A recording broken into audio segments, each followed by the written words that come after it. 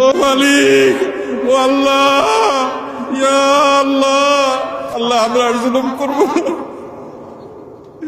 আল্লাহ আমরা আর জুলুম করব না, আল্লাহ আমরা আর গুনাহ করব না।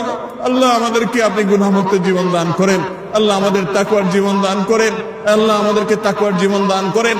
আল্লাহ আপনি আমাদের রহমতের বৃষ্টি দান করেন। আল্লাহ আমাদের আর কোনো রব নাই, আল্লাহ আমাদের আর কোনো যাওয়ার জায়গা নাই। ও আরশে আজিমের মালিক, ও আসমান জমিনের মালিক, ও চন্দ্র সূর্যের মালিক, ও তামাম জাহানের মালিক, ও সৃষ্টি জগতের মালিক, ও কাবার রব, ও মুহাম্মদ সাল্লাল্লাহু আলাইহি সাল্লামের রব, ও মুহাম্মদ সাল্লাল্লাহু আলাইহি সাল্লামের রব, ও মুহাম্মদ সাল্লাল্লাহু আলাইহি সাল্লামের রব, আমাদের মধ্যে আপনি রহমত ভিক্ষা দান করেন।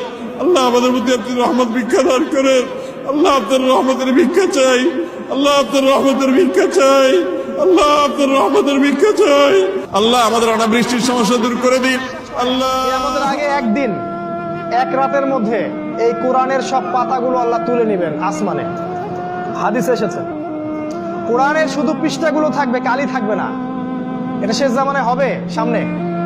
তিনি আরো বলেছেন যে এই কোরআন পরকালে হয় এই উম্মার পক্ষে সাক্ষী দিবে অথবা বিপক্ষে সাক্ষী দিবে। এই কোরআন কথা বলবে কাল কিয়ামতের মাঠে, বলবে যে আমাকে সে তেলাওয়াত করে নাই, আমাকে গবেষণা করে নাই। আল্লাহ এই কোরআন নিয়ে তারা হেদায়েত খোঁজেনি, তারা অন্য জায়গায় হেদায়েত খুঁজেছে। আর কোরআন যার বিপক্ষে সাক্ষী দিবে কেউ কখনো তাকে জাহান্নাম থেকে